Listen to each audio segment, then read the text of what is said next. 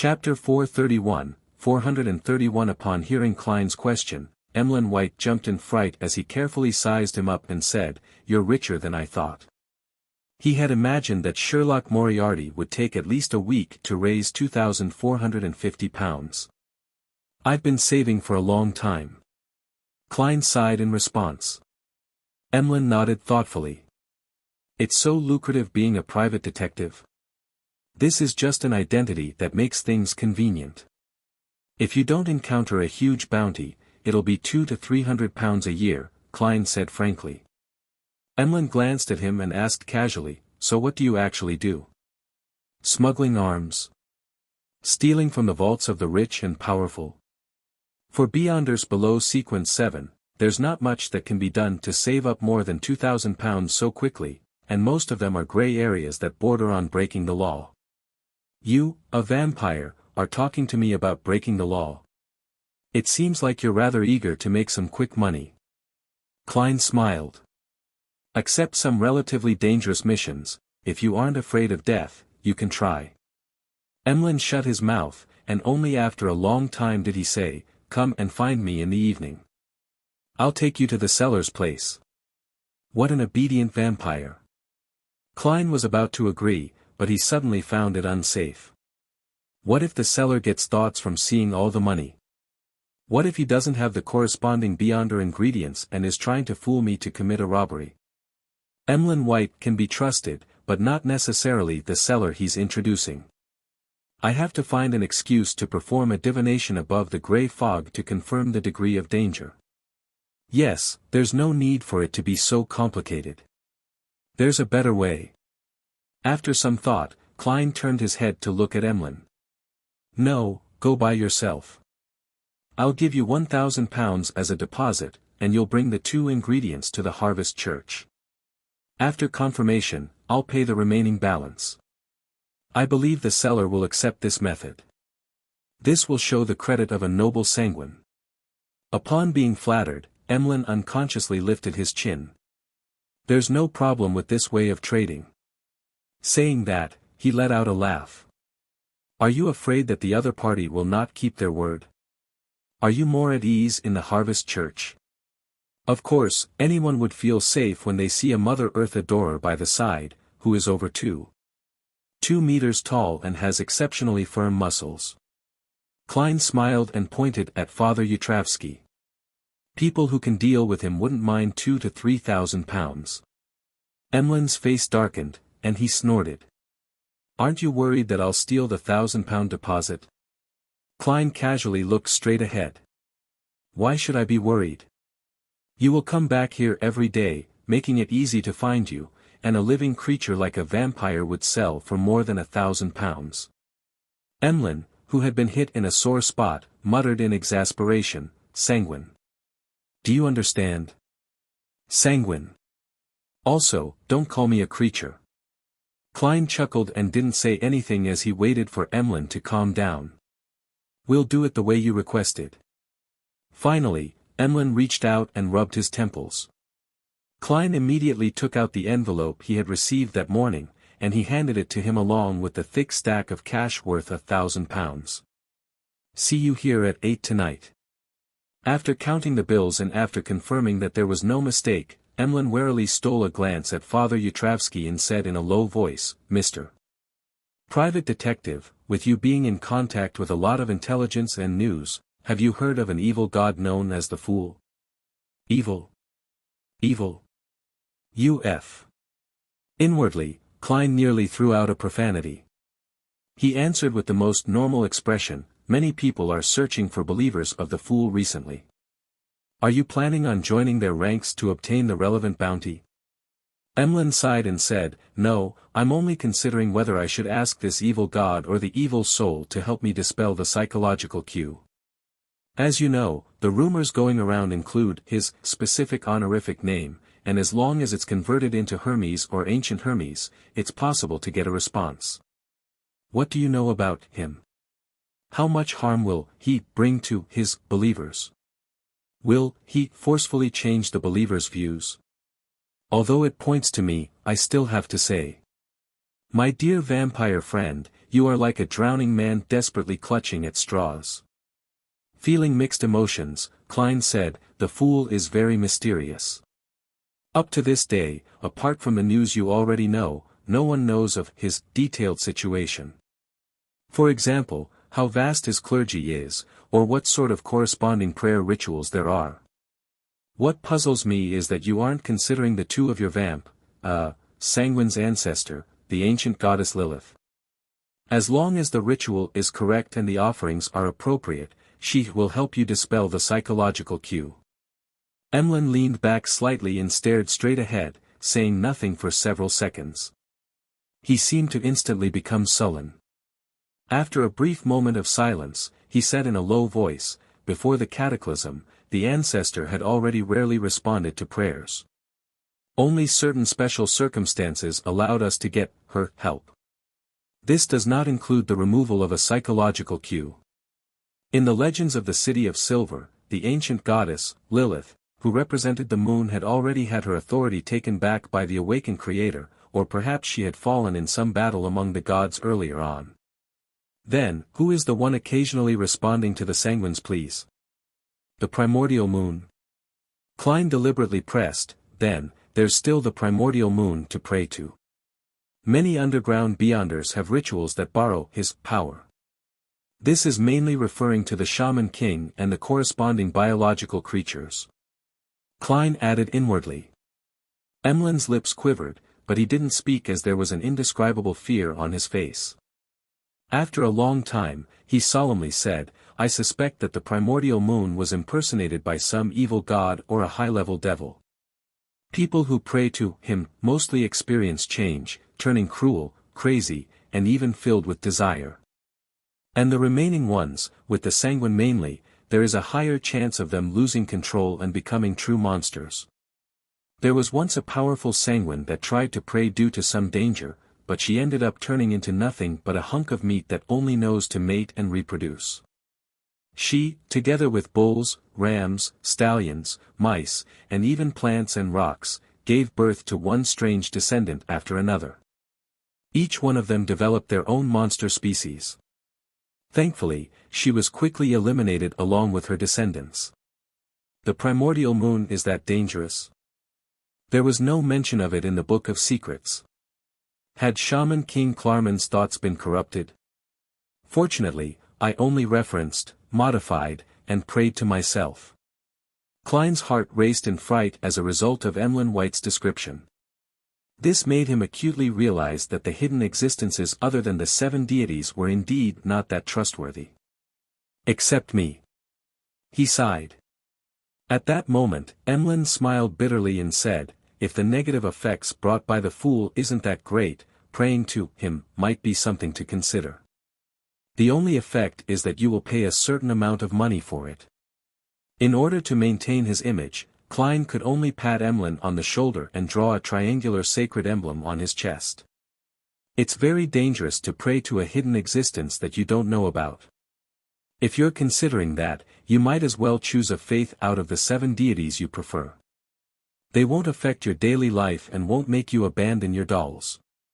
If there's really no other way, Emlyn suddenly found himself calmer than he had expected. Klein didn't linger on. He pushed his way out into the aisle and walked out of the Harvest Church. Looking out at the misty sky, he began to think about what to do next. There was no doubt that his current focus was on saving money and finding the ingredients. Little Son's side needs to stabilize a little more. To prevent him from being suspected again, I'll use the method of ridding a rampager's mental corruption as the promised payment. The deep-sea Naga's hair can be entrusted to Mr. Hanged Man. I'll have to rely on myself for the human skin shadows characteristic. There hasn't been any relevant information from Emlyn White in Eye of Wisdom, Mr. Stanton, for over a month. I'll have to try different channels. Yes, it's been quite long. It's likely that the high-sequence beyonder of the Rose School of Thought isn't monitoring the Bravehearts bar that closely. I'll go visit it in the evening and see if I can contact Miss Sharon and Merrick. Klein quickly had an idea. In order to go to Braveheart's bar, he had to first go to East Borough and change his workers' clothes in the one-bedroom apartment he also rented on Black Palm Street. As he thought of this, he walked towards the carriage stop on the opposite side of the road. West Borough, inside Grim Cemetery. Furs Wall, who was dressed in a black veiled hat, quietly walked beside Dorian Gray, a member of the Abraham family. She had accompanied him to place flowers on Lawrence, Eliza, and Company's graves. While walking silently, her thoughts were completely focused on the Beyonder ingredient, the Spirit Eater's stomach pouch. She knew that she had already digested the apprentice potion, and as long as she could get the Spirit Eater's stomach pouch, she would become a trick master.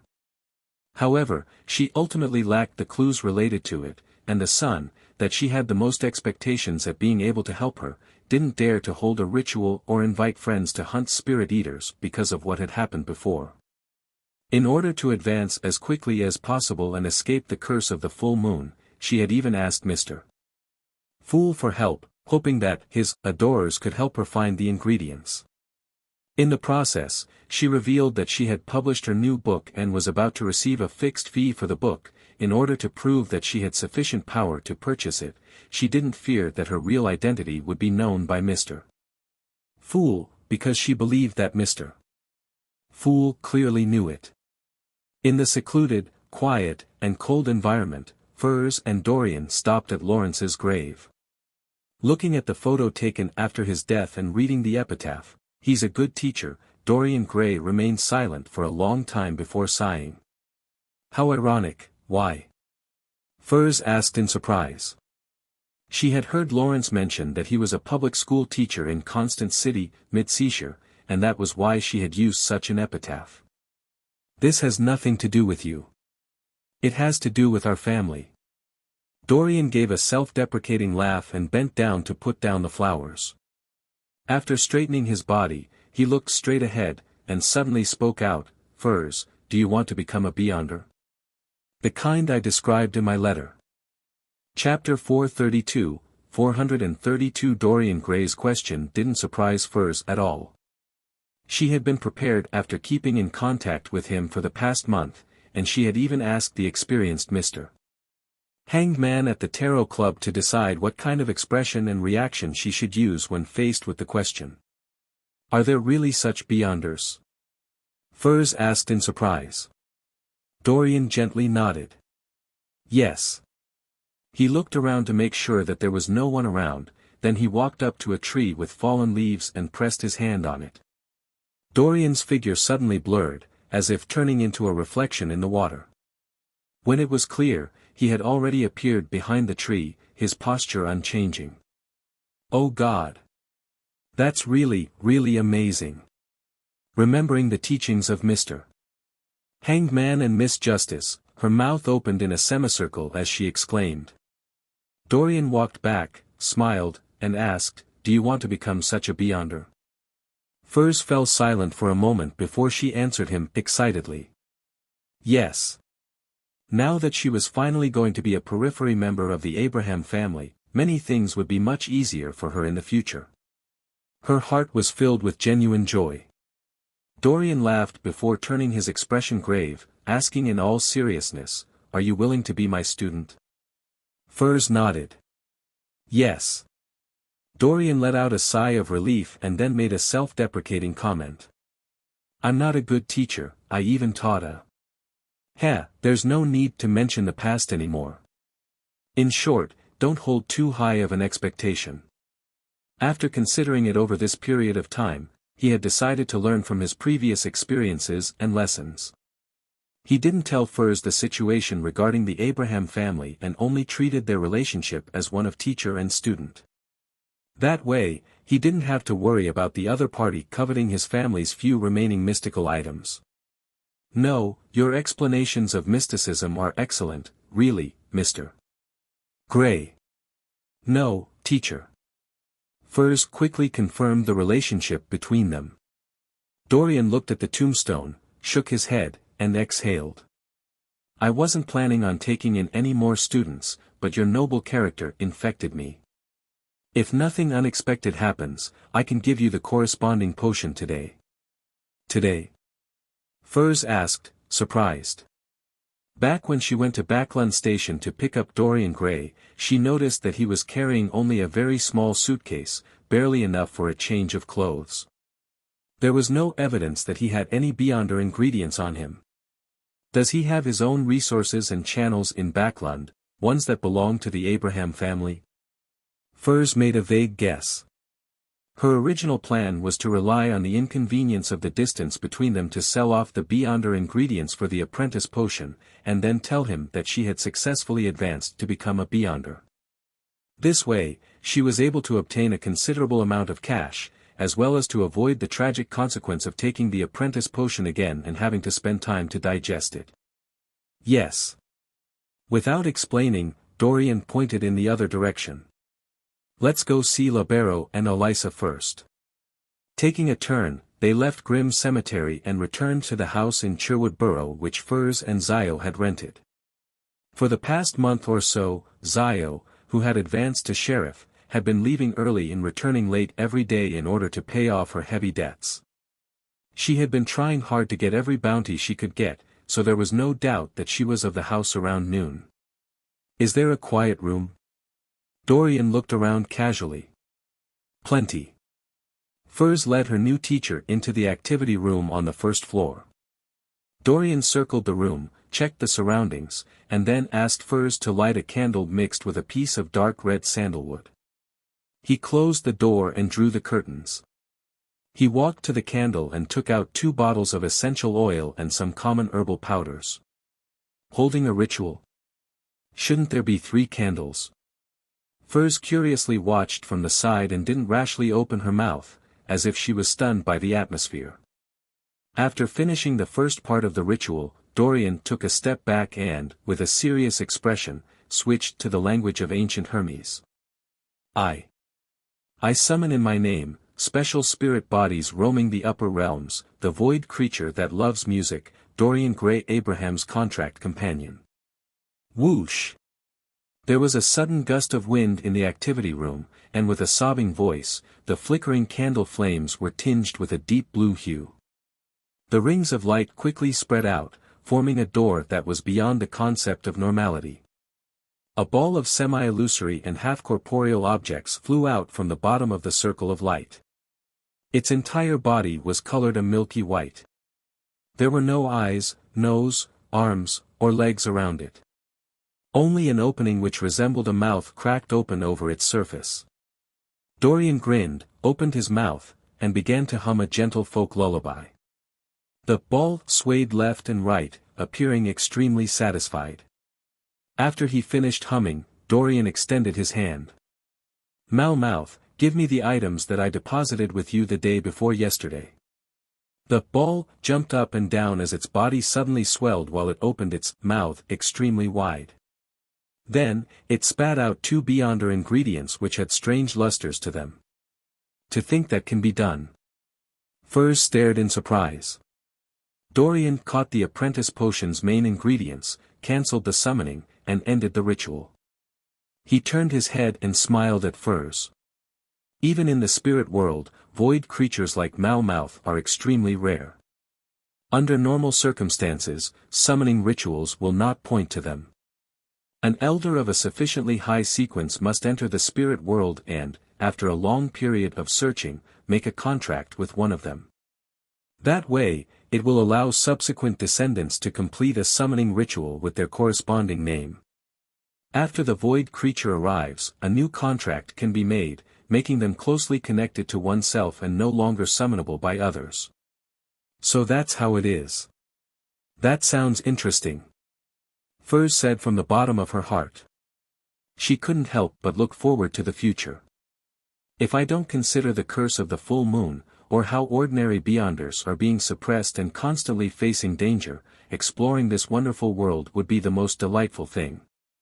I hope that one day I can truly roam the spirit world. Dorian responded with a chuckle. Malmutha's greatest ability is to swallow many items into its belly without causing them any harm. It's the equivalent of a mobile, hidden warehouse that almost no one can find. Of course, it can't store too much as its stomach has limited space. Also, it doesn't like people without talent in music. It would reject signing a contract with such people. At least I can play the lyre. Just as Furs breathed a sigh of relief, Dorian instructed her to get him a black stew pot. Realizing that he was about to concoct the potion right there and then, she maintained her expression, but her heart was frantically praying for an accident. I don't want to drink the apprentice potion again. That would waste a lot of time. If I had known that this would happen, then I would have been more honest. It's too late to tell the truth. Teacher Gray must have tried a divination attempt, but the outcome suffered interference. Confessing now would mean that there's a powerful person backing me or instigating me. In the midst of her thoughts, she saw Dorian turn around and hand her a bottle of the bubbling potion. Drink it and you'll become a beyonder, Dorian said in a flat but very seductive tone. Then he reassured her, don't worry. There won't be any problems with me here. Okay. Furs gritted her teeth, received the apprentice potion, and drank it all in one gulp. At the same time, a thought flashed in her mind, honesty is the best policy. The carriage stopped outside Eastborough, and Klein, walking with a cane and a hat, entered the spacious slum in a relatively decent neighborhood. As he walked forward, he saw two familiar figures emerge from the relatively clean apartment in front of him. They were girls, one 17 or 18 years old, the other 15 or 16 years old, daughters of the laundry maid, Liv, Freja, and Daisy. The latter had once been kidnapped by Capim and was rescued by the Dark Emperor. Daisy also spotted Klein and smiled brightly. Good afternoon, Detective Moriarty. Klein smiled and nodded before asking in puzzlement, Daisy, don't you have public elementary school to attend? At the behest of reporters like Mike Joseph and the push by the Church of the Evernight Goddess, the Backlund government established a charity fund with Capim's estate, specifically to help women and families who had been hurt by Capim. Daisy's family took advantage of the opportunity to move from a shabby apartment in an environment with poor security to the outskirts of Eastborough. They moved from one room to two, separating the laundry area from the place where they ate and slept. In addition, Daisy received a bursary for attending a public elementary school, and she was delighted that the charity fund was responsible for her tuition and meals costing 3 pence a week. What puzzled Klein was that the public elementary school only had breaks on Sundays, so Daisy wasn't supposed to be here at this time. The school is very close. I took advantage of the afternoon break to return and help Freja bring the washed and dried laundry to a client. She and Mother can't handle the workload, Daisy answered frankly. The immediate effect of her going to school was that the amount of laundry which Liv and Freja could do every day decreased, obviously lowering their family income. If it wasn't for Mike's help applying for a grant from the charity, then they wouldn't be able to maintain their present lives. Therefore, there was no doubt that Freja wouldn't be able to enter a public elementary school, and when Daisy and Klein talked about it, her eyes were filled with unconcealed envy and pain. Despite not even being 18 years old yet, all she could do was silently watch her sister attend school. Klein noticed that detail and deliberately reminded Daisy, you really should know that your mother and Freja are having a hard time. Treat them well. Daisy nodded seriously and said, I've thought about it. When things settle down, I'll teach Freja what I learned during the day at night and on Sundays. I'll be her only tutor. Freja's eyes suddenly blinked, and she couldn't help lowering her head. Good, very good, Klein praised her before bidding them farewell in a good mood, and he turned to another street. He went to Black Palm Street to change out of his worker clothes, and just after he left the apartment where he was renting a room from, he saw an old middle-aged man walk over. He asked with a kind face, Sir, have you heard of the original creator? Chapter 433, 433 The Original Creator. Klein was stunned for a moment, and then he immediately thought of the intelligence that old Kohler had previously given him. Recently, there had been people preaching the faith of the original creator in Eastborough, the dock area, and the factory district. It pushed the belief that he hadn't really passed away and that he existed in the body of every human being and every object. As long as one served him wholeheartedly and praised him, then not only would his believers be redeemed after death, but they would also enter his kingdom. They would also suffer tremendous improvements in their present life, for instance, having sizzling meat to eat every day. This was very close to the Aurora Order's theory of the mutated creator, so Klein had decided that it was the secret organization which was behind it. He felt that they had begun to value the vast majority of the poor after the Lenivus incident. They've already developed so arrogantly to even solicit people on the streets. Klein hesitated and replied, "I've heard of that." The well-dressed middle-aged man immediately revealed a smile. Then, do you know about the incoming apocalypse?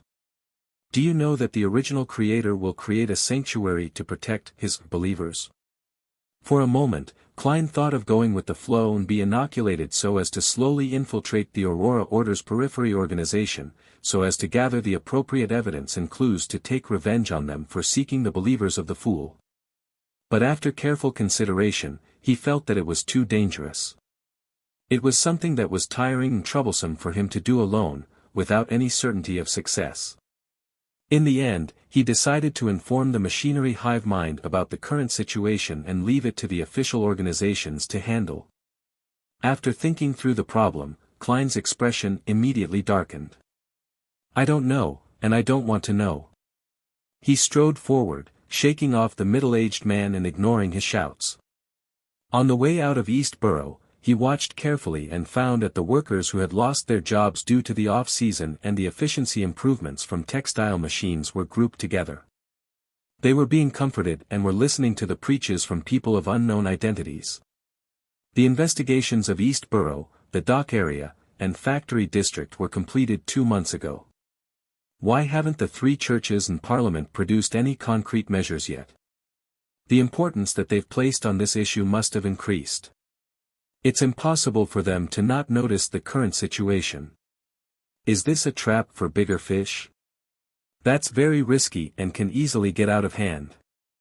As Klein lampooned, he pushed the cap on his head as he walked out of East Borough and went straight to the Backland Bridge area. At noon, the Bravehearts bar had just opened, and there were almost no drunkards present. Only the nearby, busy workers would come in and grab a simple lunch. Klein mingled with them and spent 10 pence on wheat bread with pork sausages and a glass of Southville beer, making himself appear rather rich. After leisurely filling his stomach and finishing his beer, he looked at the bartender. "Is Kasper's Kalinin here?" He planned on replenishing some of his ordinary ammunition while he was here. The bartender glanced at him. "It seems like you haven't been here in a while." "Kasper's is dead." It said that he was a little restless while sleeping at night, wrapping himself in a tight bundle and suffocating himself in the end. Heh, I don't really believe that kind of thing would happen. I've only heard about such things in ghost stories, but that's what those black and white dogs say. Black and white dogs were referring to the police who wore black and white checked uniforms. Suffocating himself to death. That sounds like mysticism. Was it because the Rose School of Thought's high-sequence Beyonder was unable to find Miss Sharon and Merrick, and thus, they chose to kill someone to vent their anger? Where's the bearing of being a high-sequence Beyonder? In that case, Kasper's wasn't able to contact Miss Sharon. Perhaps they've already left Backland. Kasper's wasn't prepared for the dangers of the Beyonder world. If it were me, I wouldn't have returned to the Bravehearts bar. I would have taken all the money I saved up and go to another city for a change in environment. However, under normal circumstances, a high-sequence Beyonder wouldn't specially deal with such ordinary people. At most, they would force a mediumship ritual without considering the aftereffects. As expected of the self-indulgent Rose School of Thought. To think a high-sequence Beyonder would actually do such a thing. While feeling surprised, Klein also felt pity for the black market arms dealer. The bartender wiped a cup and continued, "If you wish to buy some stuff, there's a new dealer." "Who?" Klein asked in passing. "Old man. He's in billiard room 3, the bartender said without looking up. Klein immediately stood up, slowly walked towards that familiar place, and knocked on the unlocked door. "Come in." A voice rang out. This voice sounds a little familiar. Klein pushed open the door and looked inside. Standing by the table was a boy that didn't look too old. He was dressed in an old overcoat, a brown bowler hat, and had bright red eyes. It was Ian, whom Klein had met when he first arrived in Backlund. Back then, he was entrusted with the case of Detective Zreel's disappearance and was ultimately involved in the conflict over the manuscripts of a third-generation difference machine. He had been forced to pay a high price to have Mr. A from the Aurora Order kill the Intis ambassador that was sent to the Lone Kingdom, Bakerland Jean Mudun. "It's you, Detective Moriarty." Ian was startled. He had deliberately stuck 2 whiskers above his mouth to make himself look older.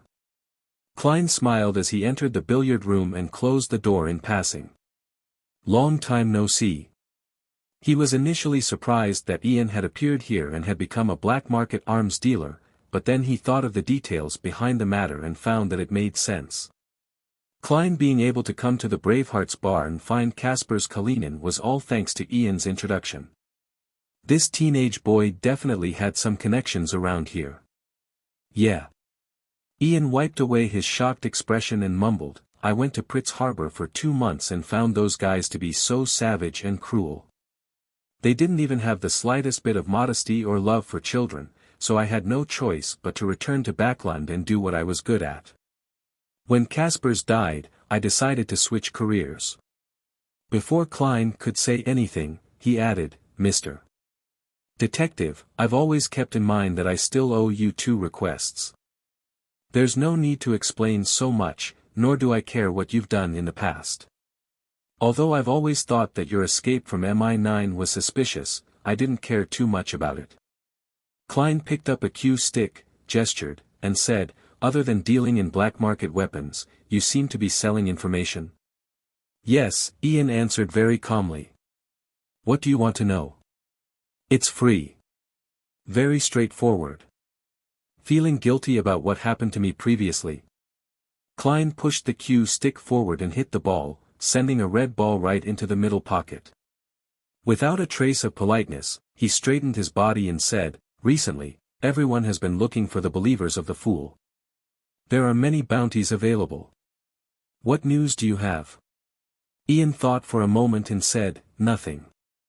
I even suspect whether the Fool has any believers since no one can find any clues. This is what you call blasting air with a cannon." Klein gave a silent, self-deprecating laugh before turning to ask, "In addition, there's another bounty. People are looking for a lecturer named Isaac Eggers. I wish to know who was the one behind the bounty, so as to determine if I should involve myself in it. Searching for people is very time-consuming." Ian didn't directly answer, he surveyed his surroundings and lowered his voice. Me nine. It's not the numinous episcopate. It seems like it really was arranged by Insanguil. He's trying to create conflict between Mr. Isaac and MI9. Perhaps he knows some secret that he shouldn't be aware of." A series of thoughts flashed through Klein's mind. Finally, he smiled and said, "Looks like I don't have to worry about the bounty being false, but I'm afraid that the circumstances as to why Isaac Eggers is being pursued by MI9 is because he knows some secret. That being the case, the day I obtain the bounty might be the last day of my life."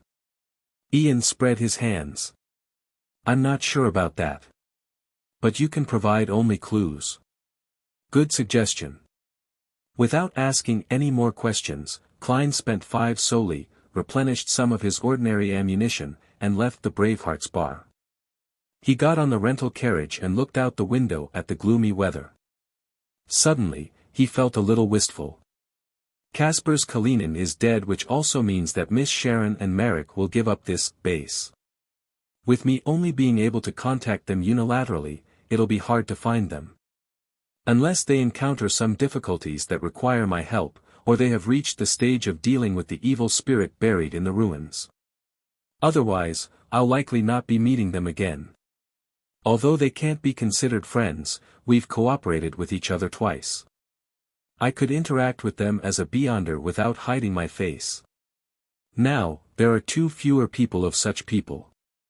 If it wasn't for the desire apostle, I would only have an oddity like the vampire, Emlyn White, who I can talk about mysticism with without any disguises. Thankfully. Thankfully. As he was sighing silently, an ethereal voice suddenly sounded in his ears. Is there something? Klein instantly shuddered, and only when he saw who was sitting in front of him did he heave a sigh of relief. He laughed in exasperation and said, Miss Sharon, do you always appear all of a sudden like this? Dressed in a Gothic regal dress and a matching soft black hat, Sharon was sitting quietly on the other side of the carriage, her face as pale as ever. I'll knock on the window next time. Sharon nodded without emotion. She didn't repeat the question, but she looked quietly at Klein in a reserved manner. Knocking on the window all of a sudden. That's equally scary. Klein was in no hurry to mention the matter about the human-skinned shadow, and instead he asked, has the high sequence beyonder left? Yes, Sharon said tersely. Klein was slightly relieved as he warned her, it could also be a trap. As he said this, he remembered something and quickly added, I've finished reading the Book of Secrets, and I've obtained the corresponding information from other sources that praying to the primordial moon is prone to problems. It's best not to try. All right. Sharon didn't ask why. She paused for a second and said in an ethereal voice, the primordial moon and the chained god seem to be archenemies. Because they can switch sequences. Or could there be other reasons? Klein thought as he directed the conversation to what really mattered. Miss Sharon, do you know of any places with the characteristic of a human-skinned shadow? Like a puppet, Sharon listened quietly before nodding her head. Yes. Chapter 434, Tomb and Bounty Translator, Atlas Studios Editor, Atlas Studios She knows? Klein was overjoyed, and quickly asked, where? In his heart, he was already prepared to pay the consultation fee. Sharon sat there without moving and said, like a talking doll, in one of the gatherings that Merrick participated in, someone once discovered the tomb of an ancient noble. They explored the periphery but didn't dare to venture deep, but there were traces of human-skinned shadow activity. They hoped to recruit a team strong enough to completely explore the tomb and split the valuables equally. To seek help in a gathering of beyonders who are not familiar with each other, how can all parties guarantee each other's credibility? What if there's no tomb at all, and it's just a trap? Klein quickly thought and asked in response, did they succeed? Yes, Sharon answered simply. This. Klein temporarily didn't pursue the details. He suppressed his voice to avoid being overheard by the carriage driver. And then? After that, they never appeared again, Sharon calmly recounted. One of the members was a friend of Merrick's, and he disappeared completely after that matter. Without waiting for Klein to ask, she continued to speak with her ethereal voice. Merrick found some of his friends' belongings. I used the method of divination to track them down to White Cliff Town, and I found a hidden entrance to the tomb at the riverbend of the Stratford River. Merrick's friend was inside, but he was already dead. You went in? Klein blurted out. No, I determined it using another method, Sharon explained. That tomb gave me a sense of great danger. I didn't try to explore it. At this point, she looked at Klein with her blue eyes. Without the help of a sequence 4 beyonder or a sealed artifact of a corresponding level, it would be best not to venture deep into that tomb. Even you find it very dangerous. I don't need to go above the gray fog to divine it to know how terrifying it is. Klein looked down at the floor of the carriage and thought for a few seconds. Do you know which ancient noble's tomb it belongs to? Sharon did not pause in her reply. His last name is Amon. Amon. A member of the family of that Amon who had possessed Little Sun's body and almost sneaked into the mysterious space above the gray fog? Klein used his ability as a clown to control the slight twitch of his eyelids. He asked in puzzlement, are you sure? At this moment, a figure appeared in his mind, a black classic robe, a matching pointed hat, a broad forehead, a thin face, black eyes, black hair, and a crystal monocle. Sharon's pale blonde hair shone through the mist like an oil painting drawn by a master, and she said in her usual flat tone, according to the items obtained from the initial exploration, a member of the gathering who specializes in ancient history determined that the owner of the tomb came from the Tudor dynasty of the 4th epoch. The family name is Amon. It really is the blasphemer family of the 4th epoch. This family isn't cursed like the Abraham family, nor was it destroyed directly by the church of a certain goddess like the Antigonus family. According to the special and powerful performance Amon showed in the City of Silver, the situation of this family might be comparable to that of Zaradul's. They were all secretly passed down, with the presence of high-sequence beyonders among their ranks, perhaps even with powerful angels. They protect certain crucial secrets, such as the coordinates of the forsaken land of the gods. The danger of a tomb left behind by such a family can be imagined. Perhaps Amon can borrow the power of certain changes to cast his gaze over from the distant forsaken land of the gods. I can't use the perspective of a low or mid-sequence beyonder to deduce the terror of a demigod. Klein didn't ponder for long before denying the possibility of exploring the tomb of the Amon family. Slightly disappointed, he looked up at Sharon. Is that place the only place with a human-skinned shadow? Sharon shook her head. No. Oh. Klein's eyes lit up, and he assumed a listening posture. Sharon said, her voice unchanged, I've participated in a gathering. A beyonder promised that as long as someone completes a mission given by her, she would satisfy any reasonable request. When it comes to ingredients, it is limited to those below that of high-sequence beyonder ingredients. In other words, she can give any beyonder ingredient below that of high-sequence beyonders. The first thought that came to Klein's mind was, is she bragging? Even for the Church of the Evernight Goddess, only the Holy Cathedral, or in other words, the Cathedral of Serenity, would possess such a possibility. Many of these ingredients weren't commonly needed because they weren't needed at all. Upon hearing Klein's question, Sharon calmly replied, she's a high-sequence beyonder. High-sequence beyonder? No wonder. That would be on the level of the high-ranking members of the churches or secret organizations. Even if they don't belong to any party, they would still build up their own faction.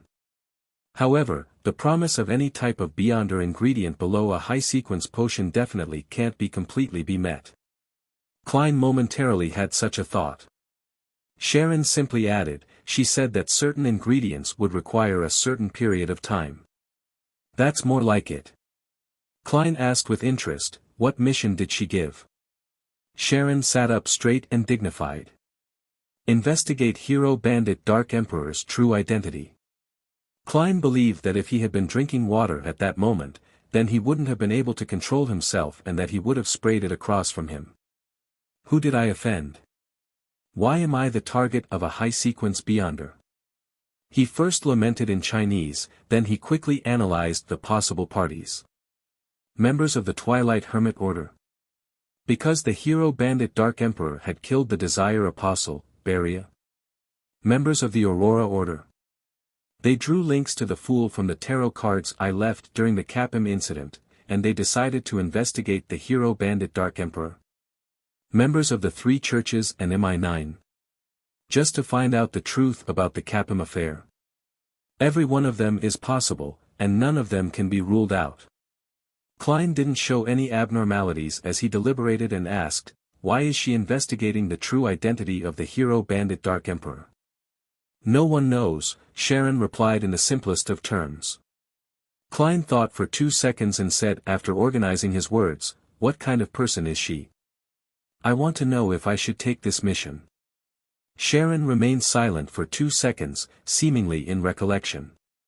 Then she described, female, above 170 meters tall, very well proportioned, chestnut hair, was disguised, loves black leather boots, only occasionally attended the gatherings, and first appeared 2 months ago. Loves wearing black leather boots, female, high-sequence beyonder. When these 3 keywords were put together, it immediately triggered a certain part of Klein's memories. Back when he went to the Royal Museum to steal the Dark Emperor card, he had met a mysterious high-sequence Beyonder in the reconstructed study of Emperor Roselle. She only revealed her feet in black leather boots, and when he borrowed the power of the grey fog to escape, he ended up running into the devil dog due to the side effects of the master key and had to shout for help. Therefore, Klein Moriarty ended up meeting the female demigod again. Her. Why would she look for hero bandit Dark Emperor? She's confirmed that the thief who stole the card of blasphemy is a spirit body and knows what would happen if a spirit body carries and contains the Dark Emperor card. Hence, she has locked onto the hero bandit Dark Emperor who has similar traits. Klein quickly thought of a very convincing possibility. The only thing that confused him was how the other person knew that he had taken the Dark Emperor card and not any other cards, such as the Abyss card or the Sun card. Unless she was targeting the card of blasphemy, and she had investigated beforehand that it was the Dark Emperor card. Well, Miss Sharon said that she joined the gathering for the first time more than 2 months ago. This matches the timing of Roselle's exhibition. Later, she occasionally participated without leaving Backlund, or perhaps, she returned regularly to search for the enemy who had taken the Dark Emperor's card. Klein's thoughts blazed through his mind as he gave a faint smile. I'll keep an eye out for her. I hope there's something to be gained. She can forget about getting anything her entire life. He added inwardly without hesitation. Sharon nodded almost imperceptibly and said nothing more about the human-skinned shadow. Obviously, she only had 2 leads, but it was still better than the vampire Emlyn White and Eye of Wisdom Isengard Stanton's circle. Klein slowly exhaled, concealing his inward disappointment, and said with a respectful tone, "You and Merrick aren't troubled by the curse anymore, are you?" "There's only one scarlet lunar corona," Sharon answered calmly. The person who wore the scarlet lunar corona was immune to the full moon's effects, a dream item for mutants. That is to say, one will be fine, and one will be in the same situation as before. When affected by the full moon, Merrick will be driven to insanity, while Miss Sharon will lose her strength. It appears Merrick is the one using it. Klein thought as he changed topics. Have you found a way to remove a rampager's mental corruption on the Beyonder characteristic left behind by Wraith Steve? He casually asked this question without much hope. In his heart, he believed that there was a greater chance with the Sun. No. Sharon appeared like she was talking about someone else. Perhaps I will sell you this method in the future and hope that you have saved up your gold pounds. Klein tersely acknowledged and was suddenly unsure of how to continue the conversation. He paused for a few seconds before asking, "Where is Whitecliff Town?" "Backlund suburbs, south of the bridge," Sharon answered succinctly. She looked into Klein's eyes again. "Nothing else?" "Nothing." Klein first shook his head, and then asked, "Can I tell others about the tomb?" "Sure." Sharon's figure rapidly faded before she disappeared from the carriage. Perhaps it was to conceal herself, as she never had the habit of using perfume, thus, leaving behind an empty environment once more. Chapter 435, Aggregation Effect Translator, Atlas Studios Editor, Atlas Studios 8 p.m., Harvest Church. After changing back into his usual attire, Klein looked around once as he pressed down on the edge of his hat. Then, he walked into the hall and headed for Emlyn White, who was standing before 3 rows of candles on the right side of the hall. At the vampire's feet was a black suitcase, its surface was seemingly covered with a layer of a wall of spirituality. Upon sensing Detective Sherlock Moriarty coming in, Emlyn was first pleased before revealing an alarmed look. He bent down to grab his suitcase and took a few steps back, closing the gap he had with Father Yatravsky, who was focused on praying. "Are you afraid that I'll rob you of the Beyonder ingredients?" Klein stopped 3 meters away. Then he smiled and said, "Let me first verify if it's the 2 ingredients I need." Emlyn White ran his hand through his hair, lifted the leather case to his chest and undid the buckle. The wall of spirituality shattered as a result, turning into a light breeze that blew through the prayer hall. Klein, who had long activated his spirit vision, immediately saw bursts of strange and dazzling light. It was the spiritual radiance released by many Beyonder characteristics. There were two small boxes inside the suitcase.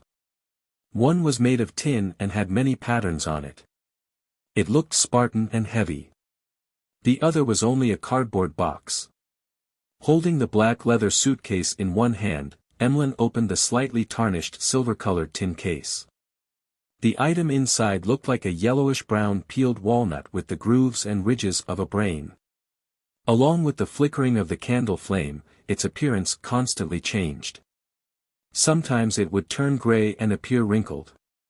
At other times, it would turn dark brown and extremely smooth. The colors would interweave, outlining a featureless face. At the sight of it, Klein felt the power of the potion, which he had completely digested and assimilated, stir a little, like a magnet encountering an opposite pole. He was able to control his body with his clown powers as he suppressed the feeling of attraction. He knew deep down that the item was a genuine mutated pituitary gland of a thousand-faced hunter. It seems like what Emperor Roselle speculated in his diary is possible, that high-sequence items of the same pathway would unconsciously draw low and mid-sequence beyonders to them, with a tendency to draw them together. Although the thousand-faced hunter's mutated pituitary gland is still very far from a high sequence and doesn't have that kind of special force of attraction, it contains enough beyonder characteristics. Moreover, I've digested the sequence 7 potion. When the person and ingredients are sufficiently close, such a phenomenon will appear. I didn't notice it before because, firstly, the corresponding beyonder ingredients are of low quality, and secondly, my own strength is lacking, and I wasn't of a high enough sequence. Right, every time I digested the potion, an illusory starry sky would appear around me. There were many resplendent lights within, and they would pull one another in an attempt to converge. This might be a scene of the law of convergence of beyonder characteristics of the same pathway, and the greater the quality, the stronger the pull. Then, will beyonder characteristics of similar pathways conform to this law? Klein's expression didn't change as he recalled the records in Roselle's diary, and combined with his 3 experiences of digesting potions, he was able to determine the existence of a certain law. Emlyn White glanced at him warily, quickly closed the tin box and opened the paper box next to it. The paper box was padded with thick cotton, and in the center of the box was a glass bottle that could hold 200 milliliters of liquid. The bottle was half empty, while the rest of it was filled with a viscous liquid that could change its color based on the change of light. Any other problems? Emlyn closed the paper box. Let me confirm once more. Klein took out a gold coin and let it spin between his fingers, as though it had a life of its own. Ding! The gold coin bounced up and fell down again, landing in Klein's palm. It was heads, indicating a positive response. Klein nodded slightly and took out stacks after stacks of notes from various pockets. They were in £10, £5, and £1 denominations. £1,450. Klein placed the pile of cash on a nearby piece of furniture. Retreat a few steps, no, 5 steps. Emlyn called out cautiously. Klein smiled, raised his hands, and took 5 steps back. Emlyn cautiously moved closer, checking to see if there was any blank paper in the stack of cash. After doing a slight count, he threw the leather suitcase in his hand towards Klein. Klein was startled and with his agile moves, he accurately caught the suitcase. He was afraid that the blood of the thousand-faced hunter would seep out after the bottle shattered. And Emlyn White took the opportunity to collect the bills and quickly retreated to the side of Father Yutravsky. Only then did he heave a sigh of relief and seriously check the amount and their authenticity. At the sight, Klein recalled the scene and suddenly felt ashamed. He and Emlyn had made a perfectly fine Church of Mother Earth Cathedral look like the scene of an arms or drugs trade. After confirming the condition of the 2 ingredients, Klein snapped his fingers, igniting a match he had specially separated in his clothes and allowed the soaring red flames to envelop his body. When the flames descended back down, he had already disappeared. As he often met Emlyn White at the Harvest Church, he didn't mind if Father Yutravsky found out that he was a beyonder who had helped him eliminate his dark personality. He even felt that this would give him some form of friendship. Emlyn, who was counting the money, looked up and was stunned for a good 2 seconds. He muttered to himself in a low voice, "My suitcase. My tin box." On the lamplit street, a carriage rolled over the puddles and headed for the edge of Empress Borough. Furs has told her good friend, Zio Dericha, that she had a teacher and had ended up consuming another apprentice potion. After confirming that she didn't have any signs of losing control, Zio looked outside the window at the gas lamps, which weren't much taller than she was, and asked in puzzlement, "I've always wondered why they're preserved as ingredients and not as a potion. Your teacher could have concocted the potion beforehand and brought them here, so there was no need for him to do it on the spot." Furs gave a faint smile and said, "I've asked him about this before. He said that there are two main reasons. One is that different Beyonder ingredients have different uses, and when they're made into a potion, they cannot be used flexibly. The second is that when the Beyonder characteristics are solidified, they can be kept forever, but after it becomes a potion, that won't be the case unless one uses a special isolation technique." "Why?" Zio asked in surprise. "This isn't an ordinary type of medicine or Beyonder weapon in which its spirituality will continue to dissipate and weaken." Furs wasn't in the mood to laugh, but she had no choice but to maintain her smile. "It's not a problem about the characteristic loss, but that once Beyonder ingredients become potions, not only can humans absorb them, even other creatures or materials without life can. It's just relatively slower.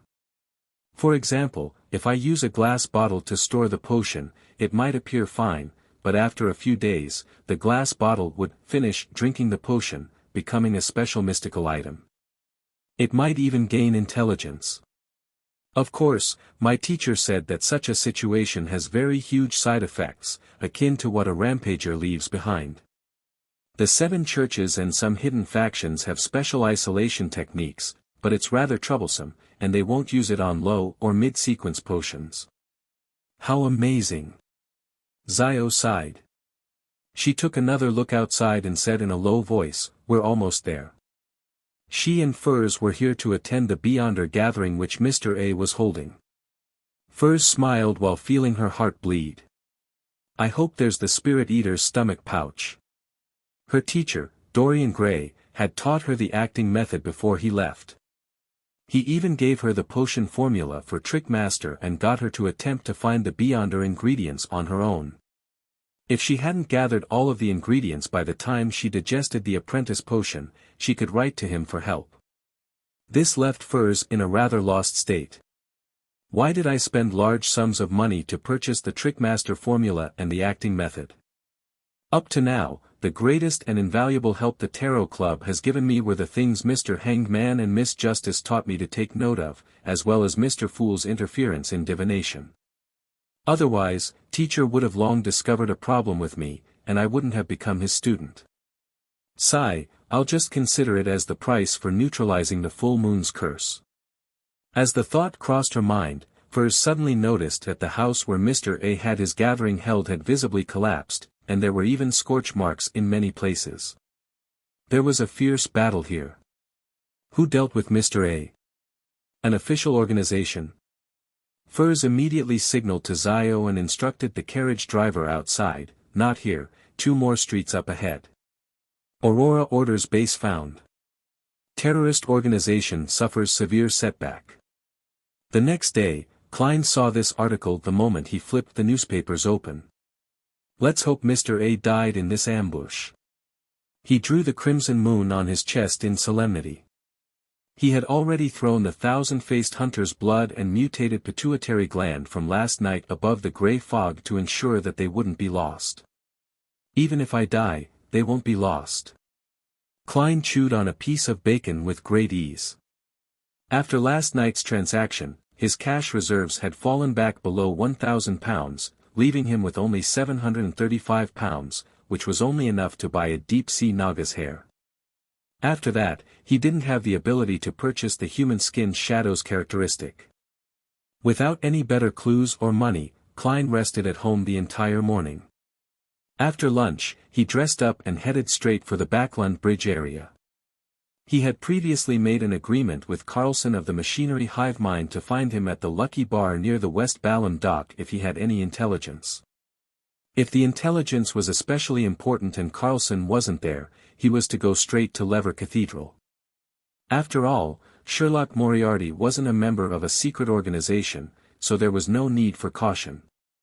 There weren't many customers at Lucky Bar in the afternoon, so Klein instantly saw Carlson sitting and drinking alone in a corner of the bar. He walked over, knocked on the table, and reported with a suppressed voice, "Many people in East Borough are spreading the faith of the original creator." Carlson sipped some alcohol brewed from pure malt and replied noncommittally, "I'm aware." "As expected." Klein commented silently before smiling. "I have a clue regarding a fourth epoch tomb of a noble." "Ah." The glass in Carlson's hand paused as he looked at Klein in surprise, and he unconsciously nudged his thick glasses. But he noticed that Detective Sherlock Moriarty wasn't continuing to describe the matter, but looking at the bartender a few steps away while saying with a smile, "1 glass of Southville beer." Chapter 436, Klein's Request Translator, Atlas Studios Editor. Atlas Studios. Seeing the white foam of the Southville beer being placed in front of Sherlock Moriarty, Carlson finally came to his senses. It was only when the bartender was a certain distance away from them did he ask in a suppressed voice, "What do you want?" Klein picked up his glass and took a sip. He took a few seconds to savor the bitter taste of the malt and the faint sweetness from it. "Cheers." He looked sideways at Carlson and smiled before raising his glass. Without hesitation, Carlson shook his head and refused the offer, mumbling, "You have beer, while I have strong distilled liquor. It's not suitable for a toast." Klein was only going through the motions, so he once again took a sip of his Southville beer, looked straight ahead, and chuckled. "What I want is very simple. I'm not sure what's inside the tomb, so I can only describe it rather vaguely. Well, I hope that I can choose an item from the spoils of your tomb exploration. I'm not greedy, and my request will not involve high-sequence items. I wouldn't dare to take it even if they were one of the options. If you find nothing or there are only high-sequence items, then I don't want anything. Of course, I believe that when the latter happens, you wouldn't be stingy with giving me a sum of cash that's consistent with my contribution." After hearing about the Amon family's tomb from Miss Sharon yesterday, he had came up with rough plans. The first plan was to blow the copper whistle, contact Mr. Azek, and join forces to explore the tomb. However, there were many potential problems with this plan. Firstly, he was unsure of the amount of strength Azek, who was still in the midst of finding his lost memories, had regained. Secondly, Azek was being pursued by MI9, so it was very easy for him and Azek to land in trouble. Thirdly, there was a high chance that Klein would end up reappearing in the sites of sealed artifact 0-08 once again. Of course, he could also consider using the help of the Grey Fog to make contact or embark on the expedition. However, blowing the copper whistle above the Grey Fog made it impossible to summon the messenger, therefore, ending all of his subsequent plans. More importantly, Klein didn't dare to reveal the secret of the space above the fog to Azek Eggers, whose identity remained a mystery. Therefore, he finally chose the second method, which was to use his identity as an informant to submit the information to the machinery hive mind and ask for a reasonable reward. When it came to the number of high-sequence Beyonders, which faction could have more than the 7 churches? According to what Klein knew, there were close to 10 high-sequence Beyonders in the Church of the Evernight Goddess. In other words, nearly half of the 13 archbishops and 9 high-ranking deacons had reached or surpassed sequence 4. This wasn't considering the adorer of the goddess, the Pope who helmed the church. Even if the situation regarding the Church of the God of Steam and Machinery was inferior in this aspect, it couldn't be that inferior. Their Archbishop of the Backlund Diocese, Horamic Haydn, was a high-sequence Beyonder. And as such, for an Orthodox church, with all its resources accumulated to date, it wouldn't value the mid-sequence items very, very, very much. Klein believed that he could negotiate a reasonable price. Simply put, the core element of the second plan was, find an organization for any difficulties. Upon hearing Klein's offer, Carlson paused for a second, then blurted out, "Aren't you a believer in God?" "I've always had the goddess in my heart." Klein drew a triangular sacred emblem on his chest. "It is because of my belief in God that I've told you this information, not to the Nighthawks through Mr. Stanton. God said to let those who wish to be strong, be strong. Only by becoming stronger and having more money can I have more access to different channels and resources, and thus provide you with better and more effective information." In order to convince the machinery hive mind, he had specifically spent the morning reading through the Steam and Machinery Bible that he had bought earlier. He then found a few sentences from the deity that met his requirements and memorized them. Carlson was momentarily unable to provide a rejoinder. He just sat there, stunned, to the point of forgetting to drink. Seeing this, Klein quickly added, "Moreover, this will help you establish a harmonious and efficient relationship with new generation informants. As long as you spread the news of the rewards I receive as a result of this, as well as keeping your promise without going back on your word, then I believe that the other informants will be deeply moved and be greatly motivated to do their best to gather useful information for you. Of course, I wish that you use my pseudonym when advertising this." Carlson listened with a blank face, picked up his glass, and gulped down a mouthful. He almost choked. Cough.